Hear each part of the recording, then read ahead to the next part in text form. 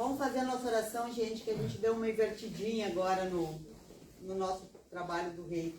Primeira oração, relaxamento e entra a palestra, tá? Então, nesse momento, solicitando a todas as equipes de saúde espirituais que estejam aqui nos trazendo um bálsamo de alívio a todas as nossas dores. Respirem.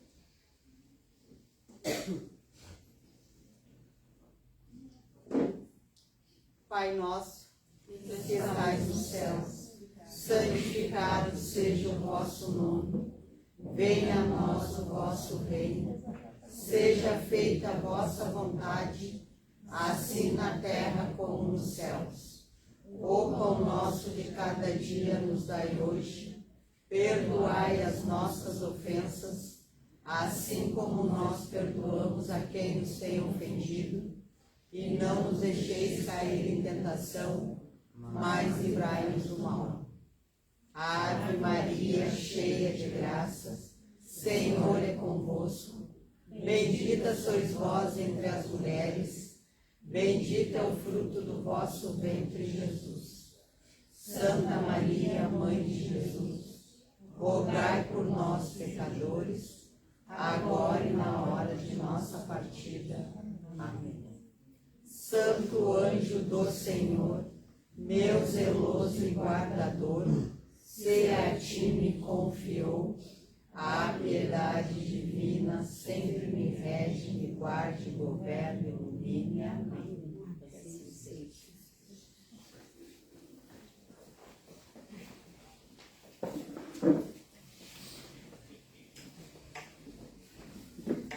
Alô, boa noite a todos.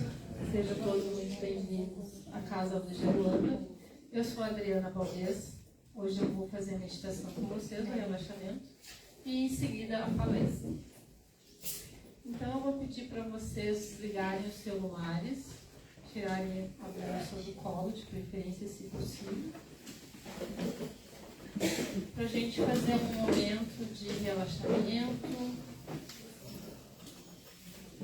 Nós vamos fechando os olhos,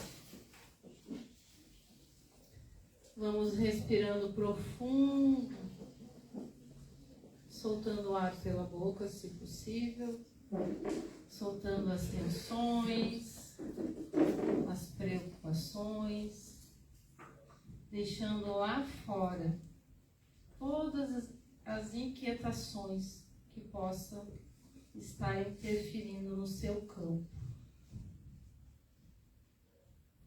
Mais uma vez vamos respirando profundamente, percebendo nossos pés, nosso corpo, as pernas, quadril, relaxando ombros, soltando as tensões, se permitindo estar aqui e agora, neste momento.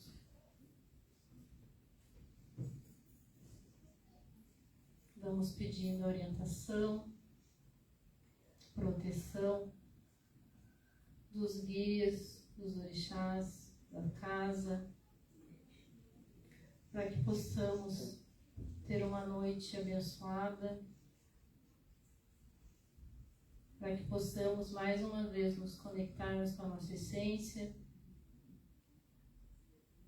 que a gente possa escutar uma palavra, possamos escutar algo que faça sentido nesse momento do que a gente está buscando aqui hoje. Seja para nós, seja algo externo, seja um conflito. Os conflitos vêm de vários lugares, mas principalmente interno.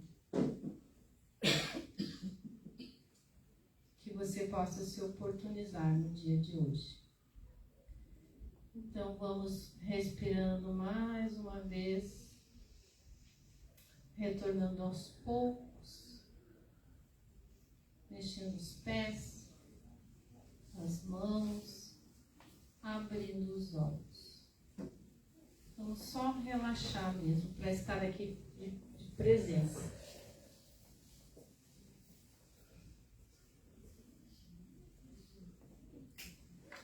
O tema de hoje, da palestra é as relações familiares e os seus conflitos. Quando eu fui buscar o conteúdo para estudar a palestra, eu já fiquei imaginando, relações familiares, eu não precisaria nem colocar a palavra conflito do lado, né? Já imaginei, né, um grande conflito.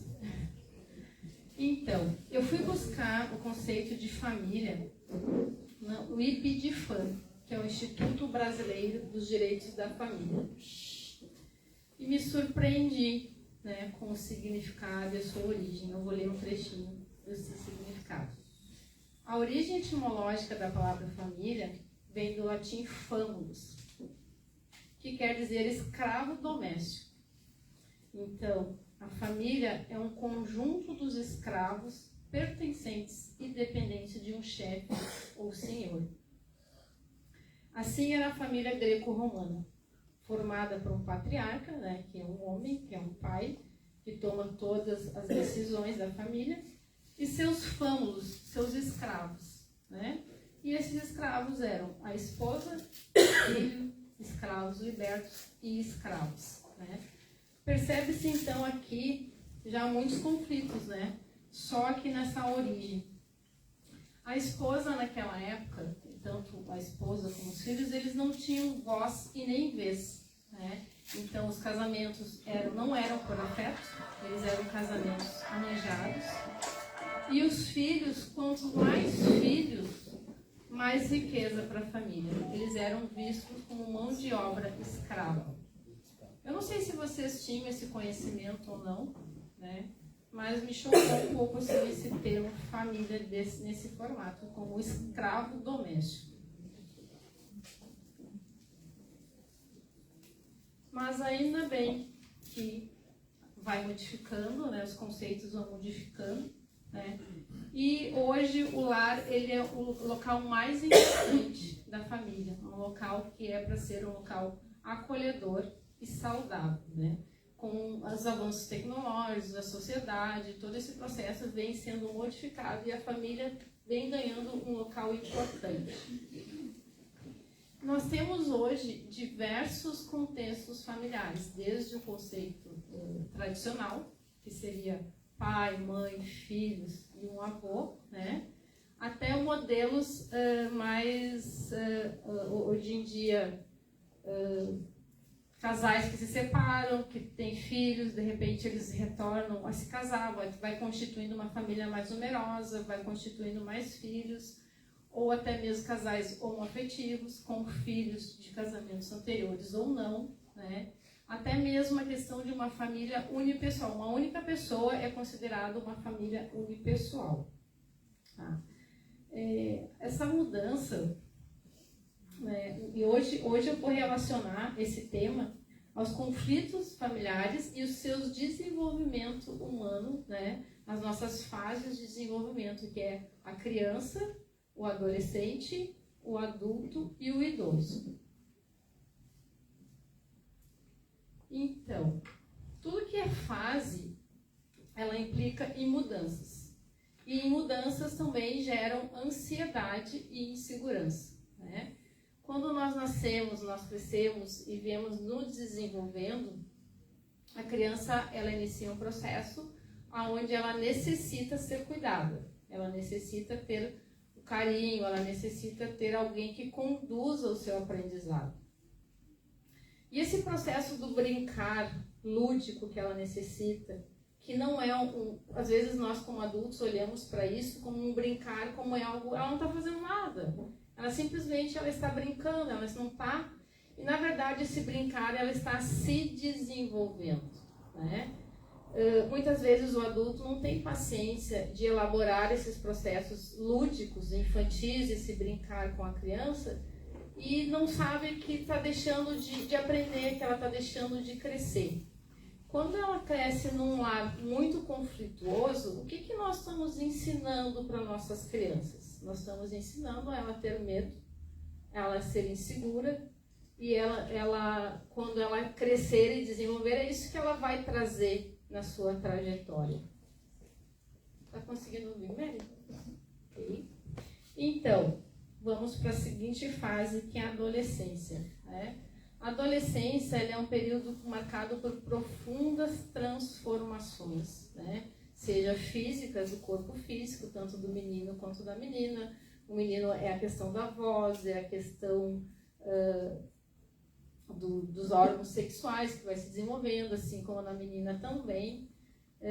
Diria que nesse aspecto é uma explosão de hormônios, de sentimentos, de emoções que ele está passando e ele não sabe o que está acontecendo com ele. Os pais ficam apavorados, eles não sabem o que está acontecendo, mas muito menos o adolescente. Ele não é mais criança, ele também não é adulto e ele está tendo que lidar com muitas informações de uma vez só.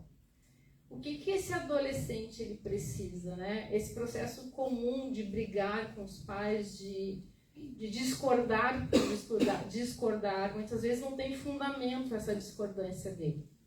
Mas, na verdade, o que ele precisa? Isso está relacionado ao desenvolvimento dele. Ele precisa discordar, ele precisa sair dessa zona de conforto e ser tudo que o pai dele queria para poder reconhecer as suas próprias opiniões, para poder se reconhecer. Porque ele é um ser único, ele não é uma cópia do pai nem uma cópia da mãe. Então, por isso que tem muito enfrentamento nesse momento, porque ele precisa disso, ele precisa se afastar para se definir quem ele realmente é, o que ele realmente gosta, para depois poder retornar, mas com a sua própria identidade, né? O que esse adolescente ele precisa? Ele precisa de apoio, né? Ele precisa ser ouvido, ele precisa ser ensinado a pensar, a questionar, a refletir, né?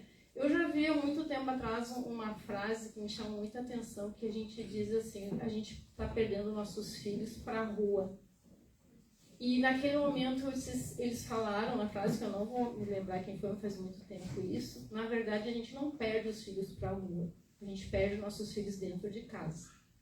A gente perde eles dentro de casa porque a gente não tem diálogo, a gente não conversa, a gente não pergunta o que ele gosta, o que ele não gosta, o que ele quer fazer, qual é a opinião, né? Quando eles vêm com algo mirabolante, algo que talvez até às vezes não tem sentido, mas a gente não valida nada dele. Como é que ele vai se sentir seguro? Como é que ele vai se sentir alguém com opinião? Como é que ele vai ir para o mundo, viver as experiências dele, se tudo que ele disse, tudo que ele pensa é invalidado, né? Então, assim, é um momento muito difícil para esse adolescente. E ele precisa vivenciar para aprender, né? Eu estou trazendo essas questões, né? Tanto da criança, da adolescência, com alguns tópicos. É praticamente impossível em 20 minutos trazer algo profundo. Mas é para trazer um aspecto para vocês terem uma noção, né? Quando eu comecei a estudar sobre isso, e hoje sou acadêmica de psicologia, eu cheguei em casa e disse para meu filho, a gente tem que começar do zero, vamos de novo, né? Tanto trauma, tantas questões assim que a gente deixa passar, que a gente se sente, meu Deus, e agora? O que eu faço?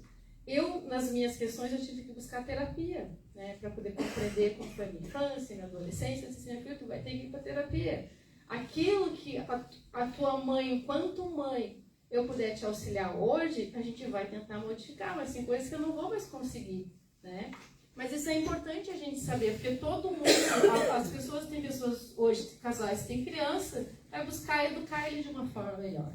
Quem tem adolescente vai buscar voltar a olhar para esse adolescente, né? Prestar mais atenção nele. Agora, a questão do adulto. O adulto eu achei engraçado, porque a primeira frase que me veio assim, ela é mais fácil de descobrir quando a gente está passando por um rito de passagem, porque é quando os boletos vêm chegando. E é bem isso mesmo, né? Os boletos vão chegando, as responsabilidades vão chegando, a tomada de decisão sem a orientação dos pais, a maturidade para se relacionar com o namorado, com o noivo, no casamento, a independência financeira, buscando um emprego, né? Mas aí começam outros grandes desafios, tão grandes quanto ser criança e ser adolescente, né? Nós casamos, aumentamos a nossa família, ganhamos mais familiares do marido ou da mulher. Se a gente não souber lidar com isso, não saber cortar esses laços, né, dos familiares e saber que se constituiu uma família, fica muito difícil lidar com isso, né? Deixa eu ver o que mais aqui. As questões também financeiras, escolas, creches, todo esse processo, né, que a gente vai cada vez mais, se não souber lidar, fica mais difícil. Quando a gente não passa uma infância satisfatória, uma adolescência satisfatória, a fase adulta ela vai se tornar mais difícil ainda também, porque a gente está sem estrutura, a gente está se sentindo inseguro, a gente não sabe lidar com as nossas emoções. Então, novamente, a gente precisa buscar apoio para aprender a lidar com as nossas emoções, para poder ter estrutura emocional para lidar com nossos filhos, tanto adolescente quanto criança. E também depois, falando um pouco dos idosos, que é um período bastante difícil, né? Aquelas pessoas que conseguem se organizar, né? Ter um bom salário, ter um investimento, ter alguma coisa. Hoje em dia é tão difícil isso, né? Ninguém se prepara para o período de se aposentar, né? Não pensar como vai ser essa redução de custos, a questão das perdas, né? De familiares, seja da esposa, seja do marido, a degeneração do corpo com as doenças, né? Então a gente precisa buscar, né, junto com esse idoso, ou nos preparar para quando chegar esse momento, ter hábitos saudáveis, ter uma preocupação de evitar se isolar, né? Participar de grupos para poder fazer uma troca, porque quando a gente está em um grupo, às vezes a gente está em casa, sozinho, isolado, a gente pensa que é o fim do mundo. E quando a gente começa a olhar para fora, conversar com outras pessoas, a gente consegue se ver naqueles conflitos, a gente consegue se enxergar nas dificuldades. Não é bem assim, né? Às vezes as coisas realmente são difíceis, mas tem outros meios e existem outras formas, né? E aí, agora, eu sei que eu trouxe de uma forma rápida esses tópicos, mas eu queria que vocês imaginassem comigo agora um contexto familiar.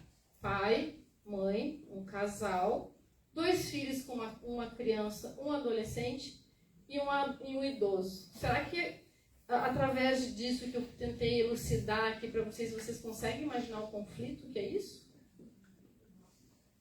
Vocês conseguem imaginar cada um passando por sua etapa, cada um passando pelas suas dificuldades, cada um dentro de uma crise? Não existe algo que diga assim, agora eu sou criança, agora eu sou adolescente, agora eu passei para adulto, agora eu sou idoso. Isso tudo vai acontecendo de uma forma muito rápida. Quando a gente vê, já passou, né? Então, assim, de todos esses aspectos, o mais importante é o diálogo, né? É poder dialogar, é poder, quando ter o seu filho, poder ter um tempo de qualidade. Não uma coisa só de repreender e querer adultilizar essa criança, mas realmente entrar nesse universo dela, porque quando ela está brincando, ela está elaborando aspectos mentais, ela está aprendendo, ela está se desenvolvendo, e se ela se sente amada e protegida, ela vai ser uma criança segura. Se eu tiver um adolescente na minha frente e eu não tive nenhum contato na infância, como é que agora eu quero questionar esse adolescente e dizer eu não tenho acesso a ele, eu não consigo conversar com ele, ele se obriga, eu não sei o que ele quer, ele só pode, ou ele sai de casa? Em que momento, né, que você está vivenciando isso? Poder chegar para ele e dizer assim, meu filho, eu sei que está difícil, ser adolescente é difícil. Eu sei da dificuldade que você está passando. Eu já passei por isso, mas eu já nem me lembro mais, porque quando passou muito rápido. Os conflitos foram passando, as dúvidas estão passando. Então, assim, eu quero dizer para vocês que o adolescente ele precisa aprender a pensar. Ele precisa aprender a raciocinar, para ele não se perder, né? E o que mais que eu poderia dizer para vocês, né? Eu acho que eu fui até muito rápido, né, Mary? Então, assim, pessoal, eu não sei se vocês conseguem se perceber dentro desse contexto. Sim? Não? Sim. seria isso. Então, assim, a terapia, ela vem justamente auxiliar em todos esses momentos. Seja uma terapia, seja um psicólogo, seja aquilo que você se identificar, né? As pessoas têm realmente muitas dificuldades e elas começam, como é que eu vou dizer, quando a gente ouve isso, às vezes a gente pensa assim, como eu errei com meu filho, como eu estou errando no meu casamento. Mas a gente não tem uma bola de neve, a gente não tem como saber disso se a gente não estiver experienciando, né? Quando a gente quer fazer uma modificação, principalmente no casamento, as duas pessoas têm que querer. Um casamento, ele não é feito de uma única pessoa, ele é feito de duas pessoas. Se o seu casamento não está dando certo por algum motivo, você precisa buscar ajuda, você precisa buscar auxílio para saber aonde você está errando e aonde você poderia melhorar. Mas do outro lado, também tem que estar vendo que algo não está bom, que algo não está legal nessa relação, que também precisa baixar os muros, tem que baixar, né?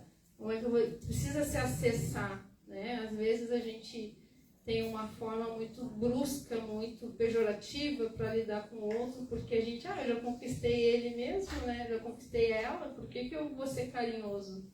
Por que eu vou reconquistar? E o casamento, assim como a vida, a gente tem que estar reconstruindo relações diariamente, né? Essa é uma construção diária, né? Eu gosto muito dessa palavra porque não é hoje eu vou buscar um auxílio num terapeuta e vou uma única vez e vou resolver todas as minhas questões e daqui nunca mais eu vou precisar ir num terapeuta. Na verdade, não é assim que funciona. A gente tem padrões que a gente vem adoecendo por N situações ou por muitos anos, muitas coisas vão se repetindo e vão gerando um hábito e vão criando esse hábito.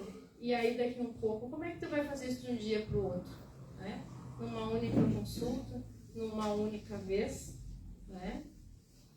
Mas então, pessoal, eu queria agradecer a todos vocês, né, por estarem me ouvindo. Espero que eu possa ter contribuído de alguma forma.